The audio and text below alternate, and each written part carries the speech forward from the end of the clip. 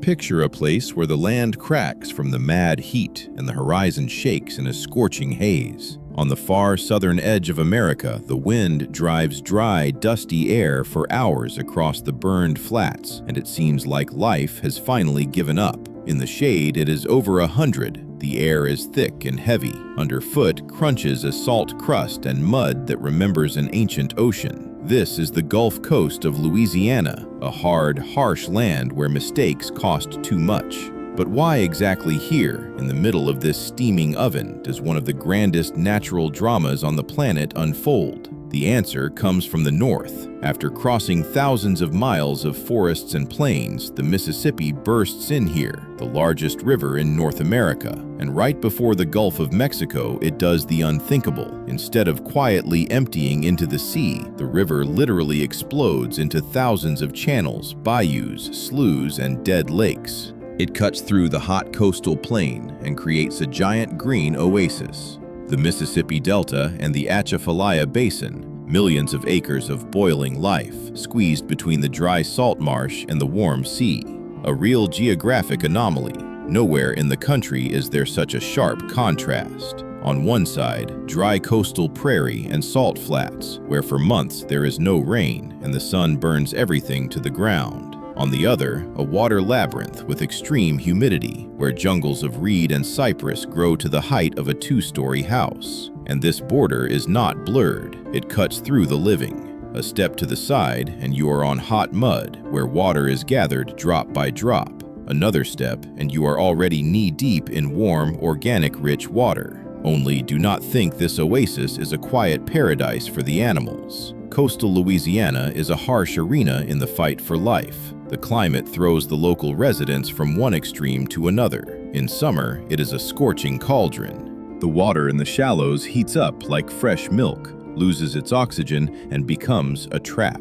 And in winter comes an icy hell. Cold snaps sweep in, freeze the ground, and lock the marsh in ice. Because of this wild difference of temperatures and landscapes, a unique ecosystem appeared. To survive, it is not enough to be just fast or strong. You have to know how to live on the edge of two elements, land and water. Here, a harsh rhythm took shape, where everything depends on the water and the season. The rise and fall of the Gulf, the spring floods, the summer drought.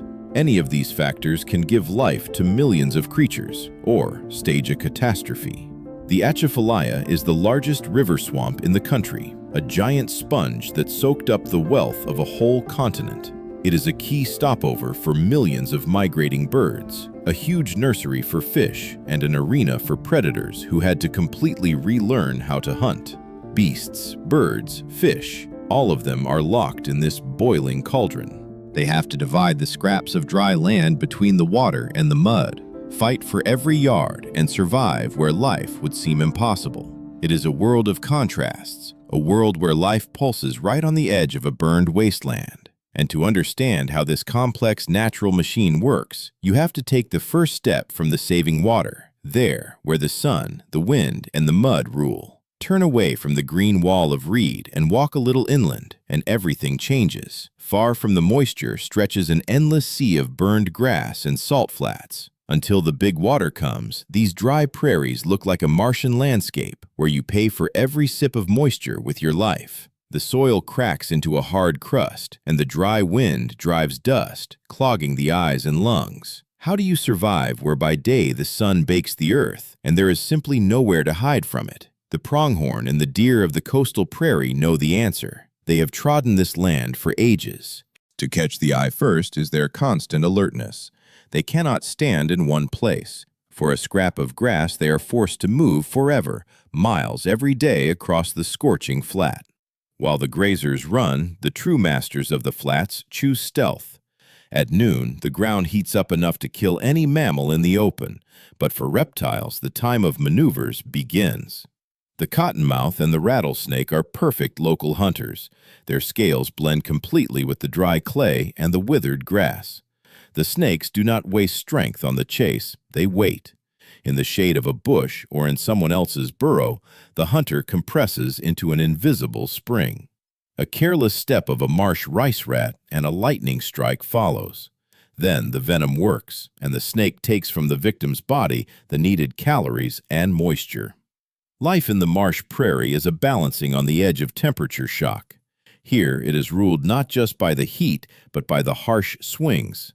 The sun sets and the oven cools. The difference of temperatures between day and night is huge. Those who save themselves underground by day, the rodents, the burrowing snakes, wake and rush to search for food. The night flats come alive. Everywhere rustles, squeaks, and a quiet fight for life. There is no time to relax. Manage to eat and hide before dawn, you got lucky. Fail, and the morning sun will dry you into a mummy, or the patrolling sky will pick you up. This dry ecosystem lives in eternal tension. From the tarantula to the deer, all are subject to the schedule of scarcity. All survive at the limit. The animals save every movement and drop of water. They take the maximum from this land. They do not yet know that far to the north the snows are melting. Soon, a sea of icy water will crash onto the parched world. It will rewrite the landscape, and the masters of the flats will have to flee from a completely different element.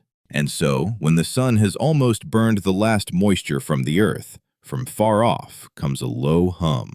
It is not the wind, it is the continent itself, pulsing. Waking after a long winter, 1,000 miles from here, the snows melted in the north, in the Midwest and the foothills. All this icy water rushed down the Mississippi. It gathers speed and weight to flood the dry coastal lowlands in spring. Then, in the delta, begins a real flood. The water does not arrive smoothly. It bursts in, breaking the dry reed with a crack, overflowing the bayous, and with a roar splashing out onto the flat salt pans. The landscape changes before your eyes. Where yesterday the deer raised dust and the snakes warmed on the clay, today spreads an endless shallow. The water advances fast, eating acre after acre. The hard earth with a hiss soaks up the moisture, and then finally goes under the muddy waves. For the land residents of the region, this flood is a real nightmare. There is no time for thinking and packing. Instinct screams one thing: run higher, look for high ground. Rice rats, big-eyed swamp rabbits, mink, and even venomous snakes who just yesterday ruled these flats now flee in panic. The water floods the deep burrows, washes everything alive out from under the ground. The animals abandon their young and their stores. The main thing is not to drown. The only salvation in this water chaos are the cheniers. These are strange, drawn-out ridges of old oak and shell raised in long lines above the flat plain of the delta. The icy river water arrives, and the ridges before your eyes shrink to tiny islands of life in the middle of a roaring current. And here, on these melting scraps of land, an astonishing drama unfolds. On a patch the size of a tennis court are locked, sworn enemies. The ancient laws of the food chain stop working here. A hungry, soaked coyote sits a couple of yards from a trembling rabbit, and between them writhe dozens of snakes and lizards fleeing the elements. But no one throws themselves at anyone. The fear of the water erases the predator's instinct and mutes the hunger. The animals sit side by side, huddled together, with one thought for all of them: just let the water stop rising. But to reach the island does not yet mean to survive. The conditions here are Spartan. There is no food for such a crowd. By day, the sun bakes the wet hides, and at night, the sharp spring wind cuts to the bone. The weakest, the old, and the wounded die right before the eyes of their neighbors and go to the crows and gulls who already patrol the banks. And the survivors will have to look for weeks at the endless water and wait for the flood to recede. And meanwhile, under the layer of muddy water that cut the animals off from the world, a completely different, no less brutal battle begins. While the land prisoners huddle on the islands, under the water boils its own life. The flooded meadows, barely knee-deep, come into motion. The water here quickly warms in the sun and turns into a warm incubator full of oxygen and rotting remains of last year's grass. Here, obeying instinct, rush millions of fish from the deep wintering holes of the river and the icy expanses of the Gulf. The great run begins. In the narrow channels, the fish are so crowded they rub their sides, scrape off scales, and leave bloody traces on the hard reed. Buffalo, gar, catfish, shad. Giant schools push straight ahead, forgetting the danger. They need to spawn exactly here, on the flooded shallows, where the fresh grass will become an excellent place for the eggs. Sometimes the fish jam into such shallows that their backs and fins stick out of the water, like the periscopes of tiny submarines. They flounder in the mud, beat their tails, raise clouds of silt from the bottom, and cause total chaos. In this muddy soup, nothing can be seen. Only touch, the lateral line, and smell work. And this blindness makes the spawning fish a perfect target for those used to hunting in the dark. From the dark, deep holes where the sun barely reaches rises the main underwater predator of the delta, the giant catfish. This is a wading hunter and a real machine of destruction, over 8 feet long and weighing well past 100 pounds. In spring, the catfish wake up hungry. Their flat, broad heads cut the muddy water of the shallows like torpedoes. The catfish sees poorly, but it does not need sight here. Its long barbels work like a keen radar. From several yards away, they catch the smallest vibration from a fish beating on the spawning grounds. The catfish's hunt on the shallows is a harsh sight. The huge body goes like a quiet shadow through the flooded reed, blending with the dirty bottom. The moment the barbels detect a careless fish, an instant rush follows. The catfish does not bite. It sharply flings open its mouth, creating a powerful sucking wave. The victim is drawn inside along with the water, silt, and weeds, and the jaws with thousands of small teeth curved inward clamp dead.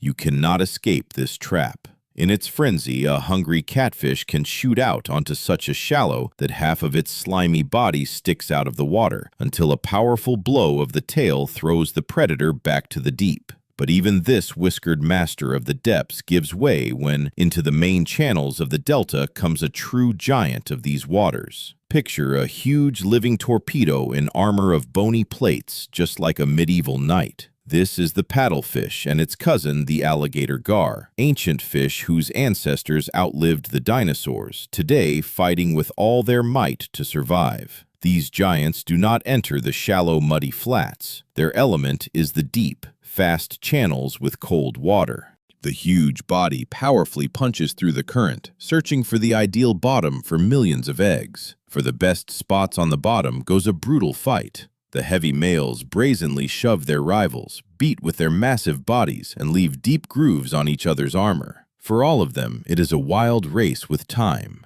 The flood is not eternal. Having spawned, the adult fish must immediately go back to deep water. Linger on the shallows, the water will quickly drop, turning the warm incubators into deadly traps. But while the level holds, the delta literally boils with fish, drawing those who attack not from the muddy depths but fall right out of the sky. And this underwater feast does not go unnoticed from above. The sky over the Atchafalaya darkens from hundreds of thousands of wings. Following the spring water, a huge flock arrives here. More than 300 species of migrating birds turn the flooded swamp into the largest, noisiest bird megacity on the continent. At the crossroads of the main flyways gather birds that crossed thousands of miles from Central and South America to stage a massive battle for the continuation of the species. The first to seize territory are the most brazen and numerous residents of this bird city, the double-crested cormorants. Their huge colonies turn the green islets and willows into white, ghostly skeletons. The droppings of the cormorants are so caustic and concentrated that in a couple of seasons the trees dry out, lose their leaves, and stand as bone skeletons plastered with nests.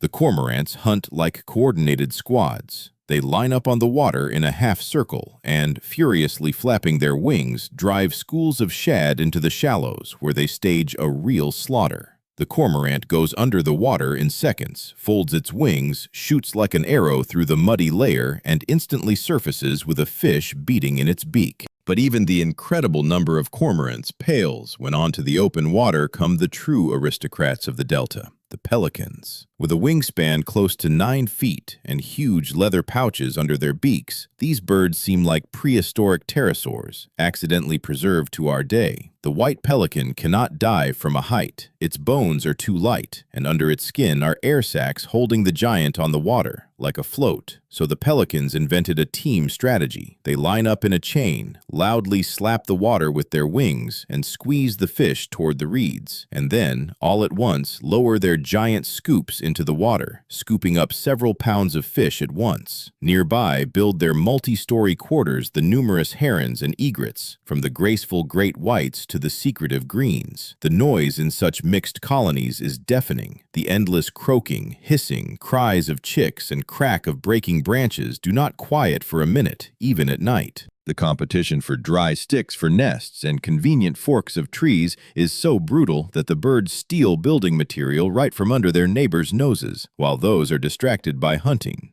The borders between nests are loose, and any careless step of a chick onto foreign territory can end with a blow of a powerful spear-like beak. Under this boiling feathered megacity boils its own life, hidden from the eyes. The uneaten fish falling from the nests, the eggs and the chicks themselves instantly vanish under the water. From below, the alligators and the gar constantly stand guard under the colonies, picking up everything the noisy upper city drops. Millions of bird mouths demand a non-stop flow of calories, and the delta gives all it has, turning into a factory for the reproduction of life. All this bustle reaches its peak the moment the spring flood begins to recede, and in its place in the water comes a suffocating heat, waking completely different forces of this land. While millions of birds wage a battle for survival over the water, the delta itself begins to swiftly change its face. The flood retreats, bearing tons of silt warmed by the southern sun. And in this moment starts one of the most powerful biological engines on the planet. Out of the thick mud, with frightening speed, burst millions of green spears, giant reed and cattail. In just a few weeks, they shoot up to a fantastic height, turning open water spaces into a solid wall. Picture grass that rises above you for 12 and sometimes 15 feet. Its hard stems, thick as a shovel handle, stand so densely that between them you sometimes cannot even push a hand through without cutting yourself razor sharp on the edges of the leaves. The Atchafalaya swamp turns into vertical jungles. To step into these thickets means to instantly lose contact with the outside world and lose all your bearings. Here, at the bottom of the Green Canyon, forms its own microclimate.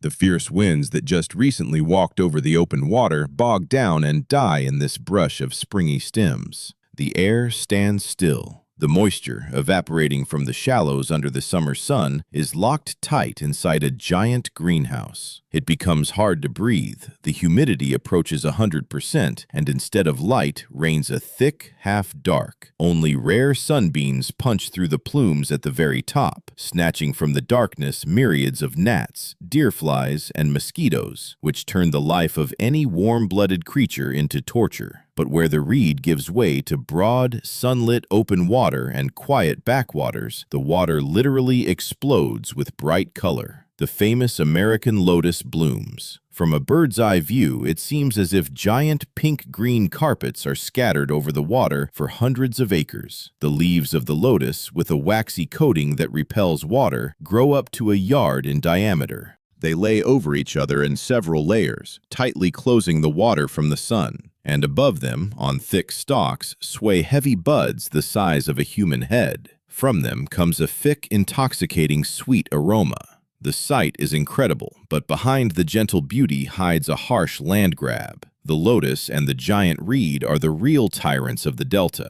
They tolerate no competitors nearby. Their powerful roots weave underwater into thick cables, literally concrete the bottom, and completely suck all the nutrients out of the silt. They seize the channels with frightening aggression. A couple of short seasons, and the weak current of a shallow bayou is blocked tight, and it is turned into a rotting, stagnant swamp. To get through these water thickets for an uninvited guest is simply impossible. No landmarks, around only identical green stems going into the muddy soup. Treacherous duckweed under which hide deep silt holes. Sounds here fade and bog down in the dense foliage. The hysterical cry of gulls just a few hundred yards away seems like a barely audible echo.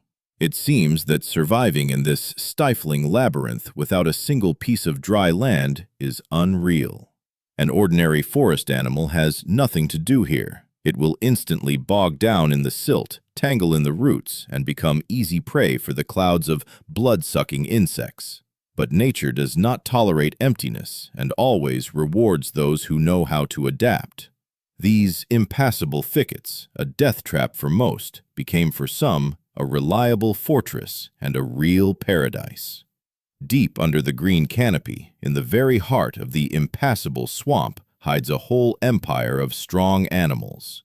They learned to breathe this heavy steam, to walk silently through the stems, and turned the bottomless mud into their main advantage. A heavy, dull crack of breaking stems carries through the stifling half-dark of the reed thickets.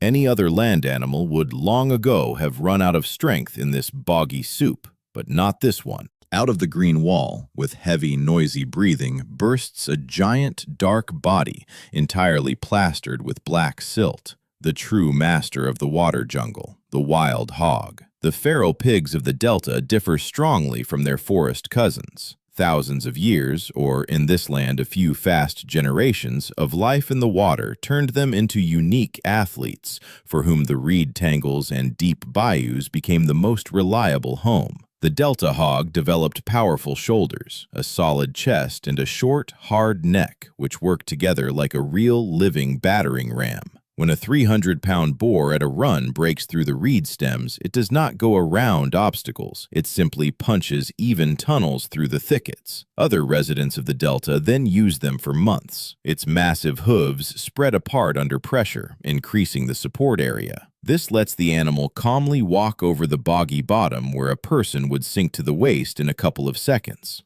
But the main thing, these hogs became magnificent swimmers. To swim across a wide channel with a fast current or confidently cross a miles-wide open stretch is for them an ordinary daily routine. These half-aquatic giants eat literally everything in a row. Their diet is astonishingly wide. The hardened snout of the hog works like a living excavator. The animal bites its snout deep into the liquid silt and by touch digs out the juicy rhizomes of lotus, cattail, and water lily, an excellent and quick source of calories. At the same time, the hogs of the delta are far from vegetarians. In the flood and the summer shallows, they become avid fishermen. The herd goes on to the drying shallows, noisily crushes catfish and buffalo with its feet, immediately eating the stunned fish. And when the birds mass onto their nests, the hogs become a real disaster. They brazenly raid the nests of herons and cormorants right by the water, devouring the eggs and chicks.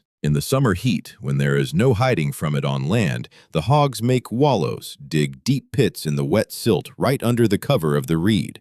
The animal buries itself headfirst in the liquid mud. In the sun, it instantly dries, forming a thick crust. And the point here is not only hygiene or trying to cool off. The mud crust is the only armor against the clouds of mosquitoes and flies. The local biting insects can drive to madness and complete exhaustion even such a thick-skinned giant. In the hog herds of the delta reigns a harsh social hierarchy. The group is led by the oldest and most experienced sow. She knows by heart the safe fords, the hiding spots, and is the first to sense the coming of the big water or bad weather. Behind her follow the young and the sows with piglets. Her offspring, the mother defends fiercely. If something threatens a striped little one, the sow attacks without thinking, knocks the offender off its feet, and inflicts torn wounds with its short, sharp teeth. The adult boars, on the contrary, keep to the side. These are gloomy loners covered in scars from old fights. They come to the herd only in autumn during the rut, turning the quiet reeds into an arena for bloody battles. In the impassable swamp, the hogs seem the full masters of the situation. Raw strength, endurance, and knowledge of the terrain make them the real kings of the reed jungle. But even these armored leviathans have a deadly enemy who learned to use the features of the swamp against them. Out of the thick cattail onto a narrow strip of dry clay quietly steps a scaly leg. But the first master of this water empire is not a wolf. It is the true living dinosaur of these waters, the American alligator, and it is one of the great comeback stories in American wildlife.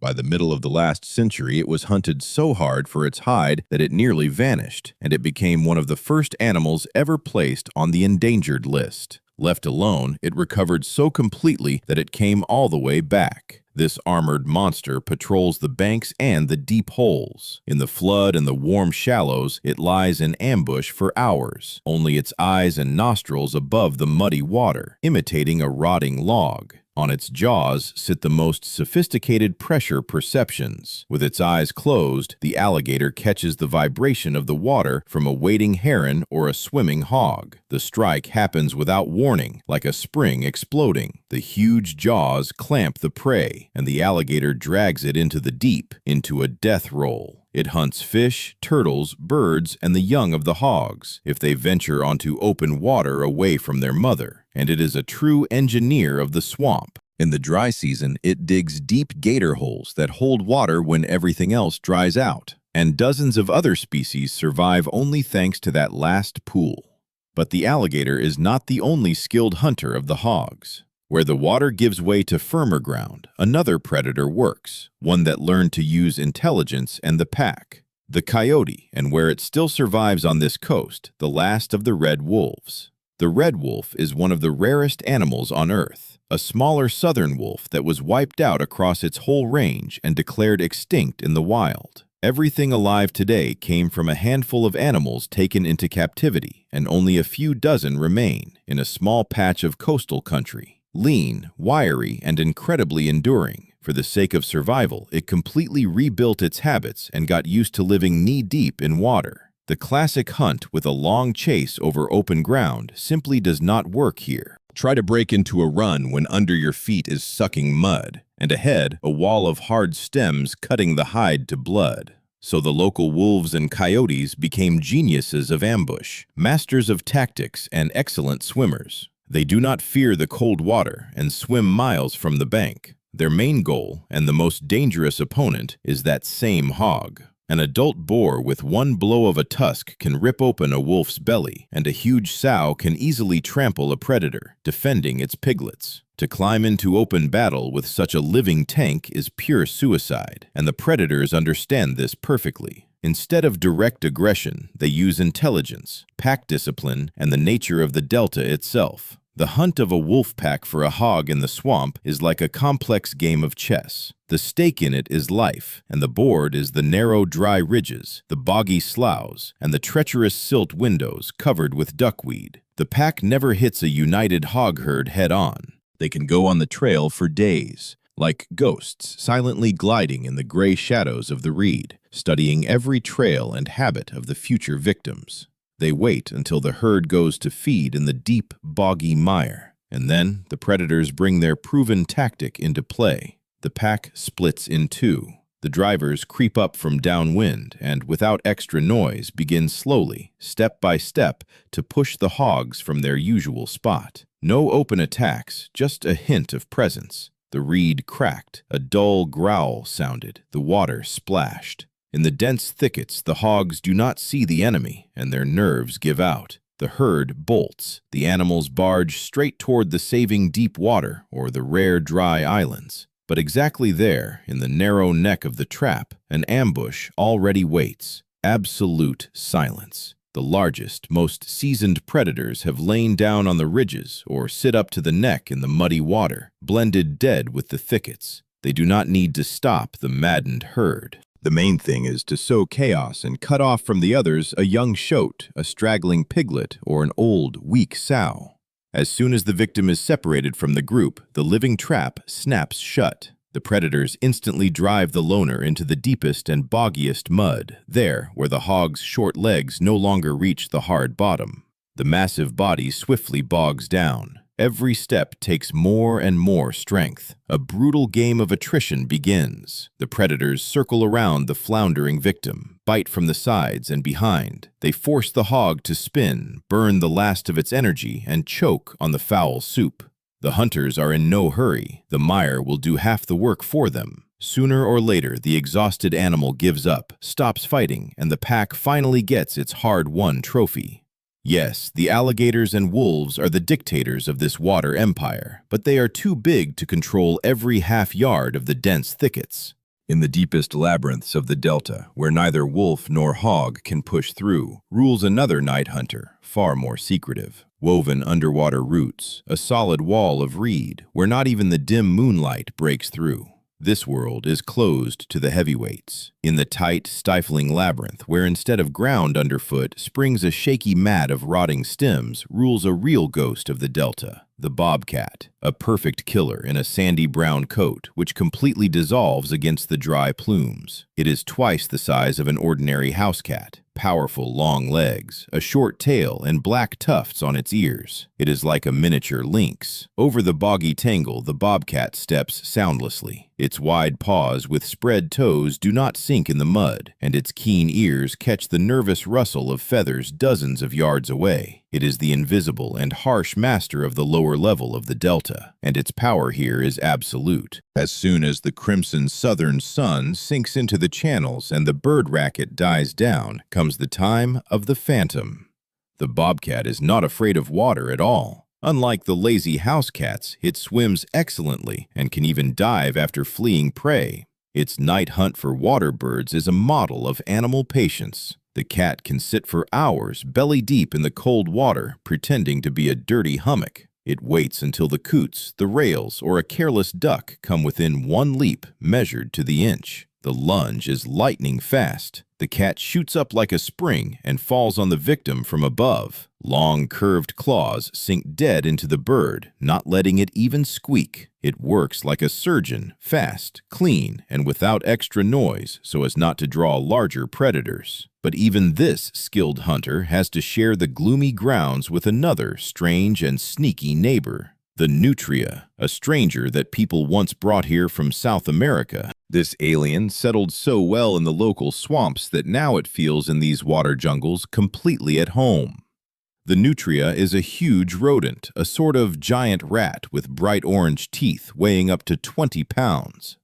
It would seem, what is such a heavy thing doing in the dense thickets where you need cat-like agility? But the nutria has its own main trump card. It breeds at a frightening speed and eats absolutely everything green. Whole armies of them mow down the roots of the reed and cattail, and where the nutria passed, the marsh itself begins to fall apart, the soil washes away, and the open water advances. For the delta, this invader became a real disaster, and it is exactly why the alligators, the bobcats, and the wolves that hunt it are so important. They are the only real break on the orange-toothed horde. If a bobcat and a nutria collide at night on a narrow trail, a clash is unavoidable. The cat is far faster. It has a furious reaction and razor claws. But the nutria is saved by its size and its willingness to bite back hard with those orange incisors.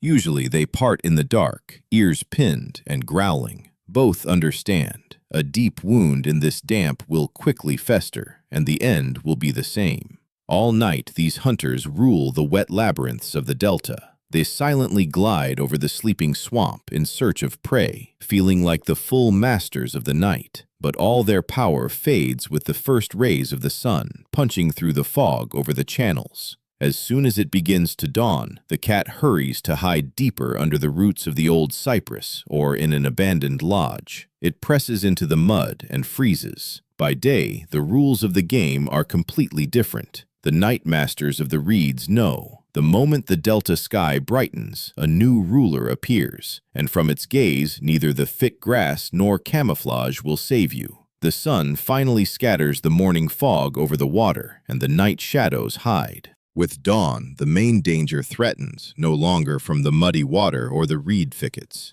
High in the sky, catching the warm, rising currents, circles a dark silhouette, a wingspan of over 7 feet.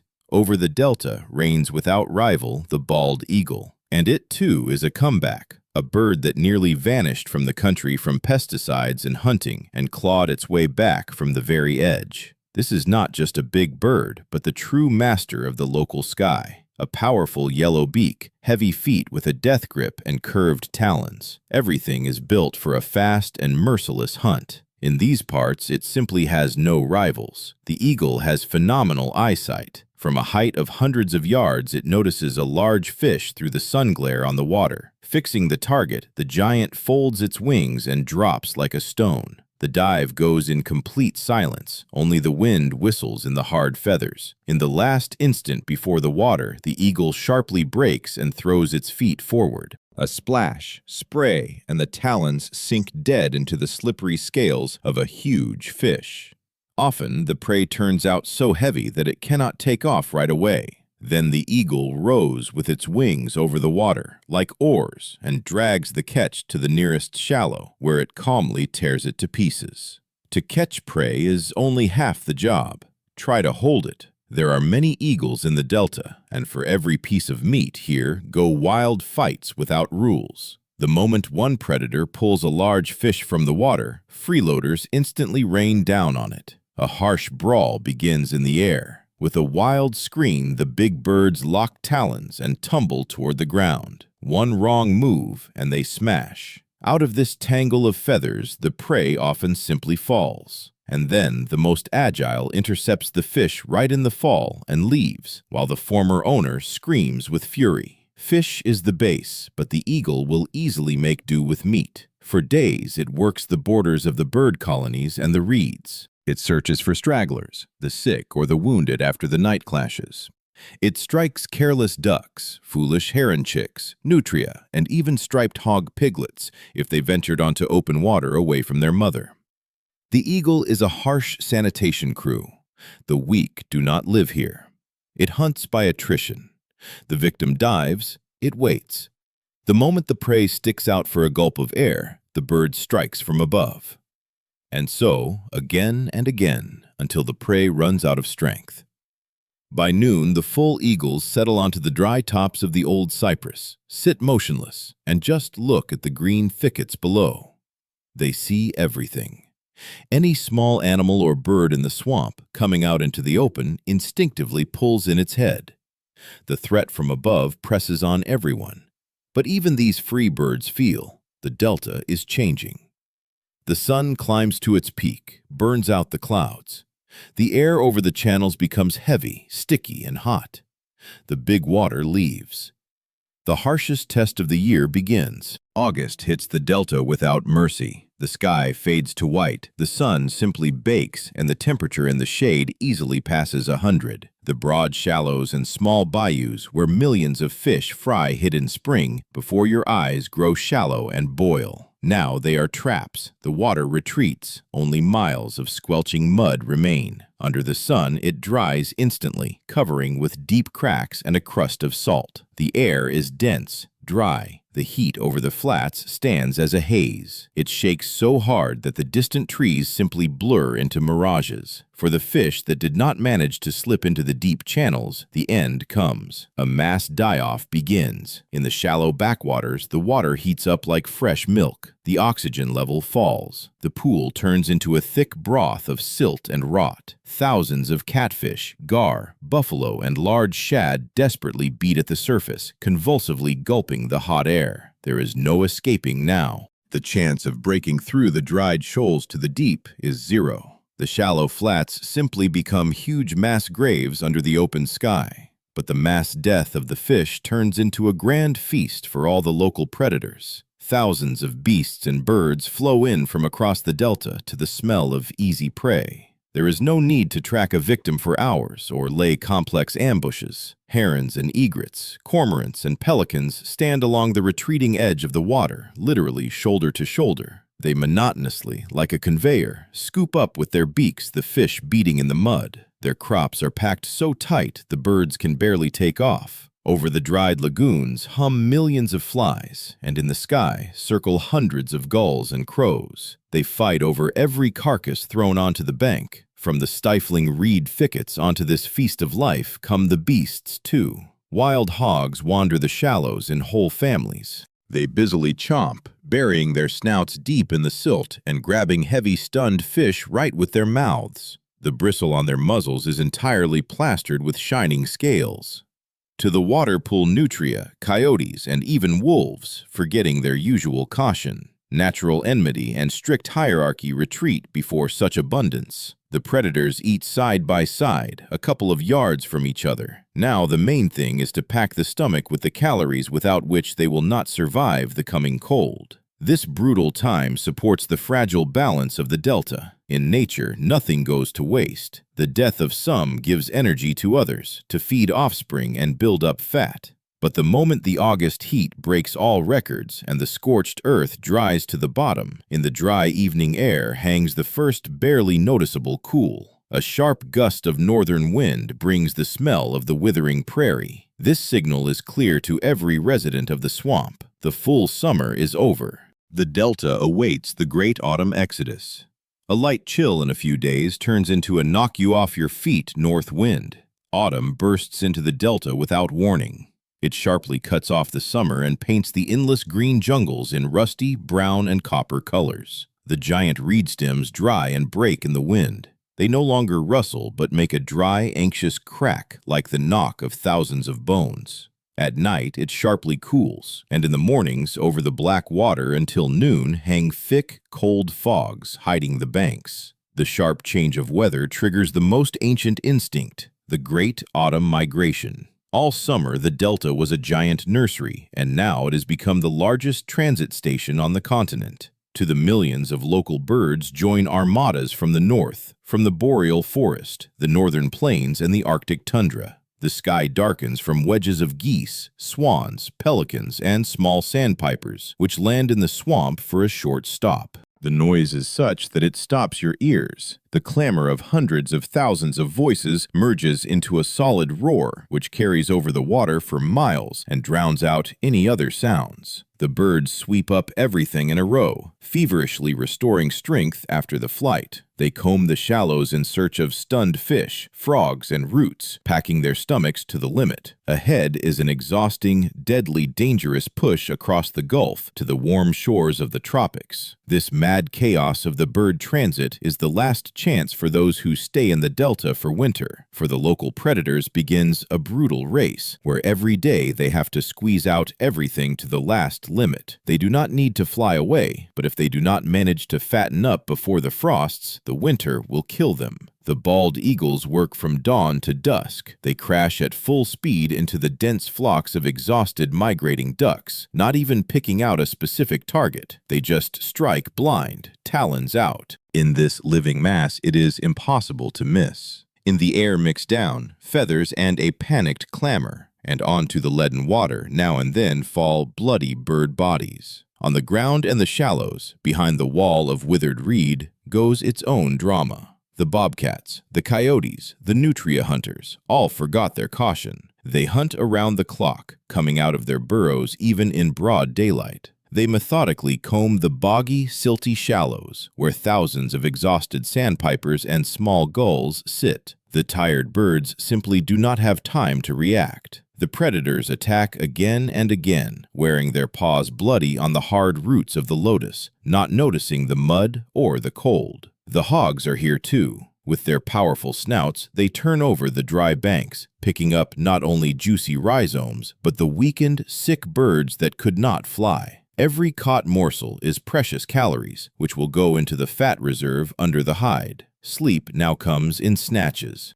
The sun warms weaker and weaker, and the wind, day by day, grows only meaner. And then one morning, on an invisible command, this whole bird megacity at once breaks from its spot. With the deafening hum of millions of wings, the giant flocks rise into the gray sky, line up in wedges, and leave the delta forever. With them leaves all the life and bustle. The delta instantly empties. Instead of the wild noise stands a ringing silence, cut only by the whistle of the wind in the dry plumes of the reed. The water in the channels darkens, cools to icy clarity, and seems to freeze in waiting. The animals, fattened and worn out by the constant hunt, cram into deep burrows, dense reed tangles, and wintering holes. They all sense the main test is still ahead. From the north already crawl heavy leaden clouds, and with them comes the cold, ready to lock the delta in an icy trap. And this moment comes. The north wind breaks through to the coast and crashes onto the delta the first blow of hard cold. The temperature falls in a couple of hours. The piercing autumn rain turns into icy grit, which cuts parallel to the ground. The water in the channels begins to thicken before your eyes. First, at the banks stand thin, sharp edges of ice, and then, over one clear, frosty night, hundreds of channels dully sigh, and the whole water labyrinth is dead-tight bound with a sheet of ice. The delta turns into a quiet, icy hell, where the old rules of survival no longer work. The impassable summer mires stood up as a hard, slippery road, but this convenient highway is brutal and treacherous. Little snow falls, but the icy wind walks over the flat plains and blows the last warmth out of any shelter. The dry reed grows heavy with frost and breaks under its own weight with a crack like pistol shots, robbing the animals of their last reliable refuges. Wintering in the ice is a harsh game with no right to a mistake, where every wrong step instantly eats precious energy. For the wild hogs, the armored masters of the swamp, comes the hardest, hungriest time. To reach the rhizomes of lotus and cattail, which fed them all summer, is now almost impossible. The ground in the shallows froze through and turned into ringing concrete. The huge boars are forced to spend hours breaking the frozen clay and ice. They beat their snouts bloody for crumbs of scarce food. The hard bristle grows with icicles, and the sharp shards of ice cut their legs to deep wounds. The herd no longer races through the reed. Now they slowly, doomed, wander over the frozen channels. At night, the hogs huddle in tight, trembling piles, trying somehow to warm the weak piglets with their breath. But the hog's curse became a gift for the predators of the delta. The wolves and coyotes all year churned the foul, boggy mud, and now finally felt firm ground under their paws. Over a night, the pack easily runs dozens of miles over the ice. They silently penetrate the remote districts where before they could not reach in principle. Now the predators turned into a swift patrol, holding under control huge frozen wastes. They coldly track the exhausted hogs, cut off their road to the saving thickets, and drive them onto the bare ice. The massive boar slips, its hooves splay, it completely loses its maneuverability. The predators instantly use this helplessness and wear the victim down with fast bites from all sides. And yet the main resource in this icy desert suddenly becomes not food, but open water. On the fast stretches of the river, where the strong current does not let it freeze, gape black holes from which rises thick steam. To these rare windows of life pull all who can still crawl or swim. Below, in the rotting depths, the fish suffocate without oxygen. Huge schools rush to the holes. Catfish, gar, and giants jam under the ice so tight they scrape their backs on the sharp lower edge just to take one single saving gulp of air. And exactly at these steaming holes unfolds the cruelest act of winter. The massive bald eagles, staying here for the winter, for hours motionlessly guard the prey at the edge of the hole. The birds cover in frost, like icy statues waiting for a stunned fish to surface. Here, too, through the snow, make their way mink, otters, and hungry raccoons. They are ready to fight to the death with the feathered giants for some fish dragged onto the ice. Over the dead white plain carries the scream of the eagles, angry growling, and the dry crunch of fish bones. These are the only points in the delta where life clings ferociously to its rights. The icy trap of the coast will hold its prisoners for several long months. Every day until the warmth comes will cost the residents of these places an invisible but desperate feat of survival. The Mississippi Delta is not just a green oasis at the edge of a burned coast. It is a harsh, natural proving ground where everything alive passes a test of endurance. There is no right to a mistake here, and the rules change every season, from the roaring spring flood to the suffocating heat and the dead ice. Look how everything here is tied by invisible threads. The dying fish feeds the whole delta. The alligator digs the hole that saves everyone in the drought. The flood that drowns the land animals fills the nursery that feeds millions of birds. And even the mass death of summer is not in vain. It becomes fuel for the whole system. Those beasts and birds that adjusted to these insane climate swings became true masters of adaptation. They proved that wild nature is able to take hold even where the most hostile elements collide. From the paddlefish punching through the spring current to the bobcat that became a ghost of the reeds, they are the real masters of this land between the water and the fire. And as long as the Mississippi carries its muddy water to the Gulf, this endless, brutal, and incredibly beautiful battle for life will go on. Take care of this wild world, study it, because there is nothing on earth more honest or more grand. Thank you for walking this hard but beautiful path with me. If you want to explore these wild worlds further, subscribe to the channel. Ahead of us wait new territories, new masters of the land, and completely different stories of survival.